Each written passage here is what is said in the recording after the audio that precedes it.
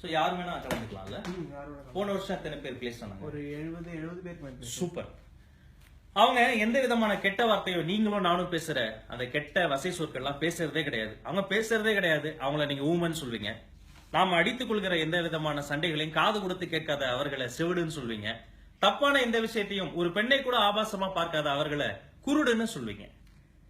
மாற்றுத்திறனாளிகள், differently abled persons, அவர்களுக்கான ஒரு வேலை வாய்ப்பு முகாம் நடைபெற இருக்கு. ஒரு வேலைங்கிறது லைஃப்ல ரொம்ப ரொம்ப முக்கியம்.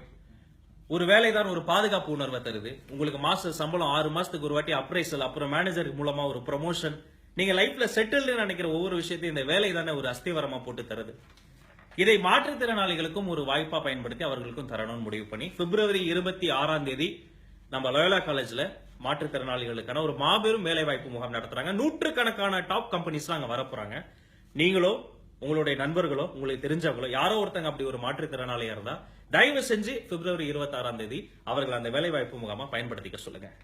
நான் முதல்ல சொன்ன அந்த கெட்ட விஷயங்களை பாக்குறது, அஜித் விஜய்னு சண்டை போட்டுக்கிறது, டிராபிக்ல நிக்காம ஒன்வேல உள்ள நுழைஞ்சு எப்ப பார்த்தாலும் எதுக்கு எடுத்தாலும் தப்பான விஷயங்களை பேசி தப்பான விஷயங்களை பார்த்து கொண்டு இருக்கிற நமக்கு கண்ணு தெரியலையா, காது கேட்கலையா, வாய் பேச முடியலையா, இல்ல அவங்களுக்கு அதெல்லாம் பிரச்சனையாங்கிறது இப்போ ஒரு கேள்வி எழுந்திருக்கு. அவர்களுக்கு கண் பார்வை தெரியாம இருக்கலாம், காது கேட்காம இருக்கலாம், வாய் பேச முடியாம இருக்கலாம். ஆனா நமக்கு கண்ணு தெரியுதே, நம்மளால வாய் பேச முடியுதே, நமக்கு காது நல்லா கேக்குதே. இதை போன்ற ஒரு மனிதனுக்கு இது ஒரு மனிதன் செய்யக்கூடிய ஒரு எளிய உதவி அந்த சக மனிதனுடைய வாழ்வை மாற்றக்கூடிய ஒரு மாபெரும் விஷயமா இருக்கலாம். மேலதிக விவரங்களை இந்த வெப்சைட்ல போய் பாருங்க. நன்றி.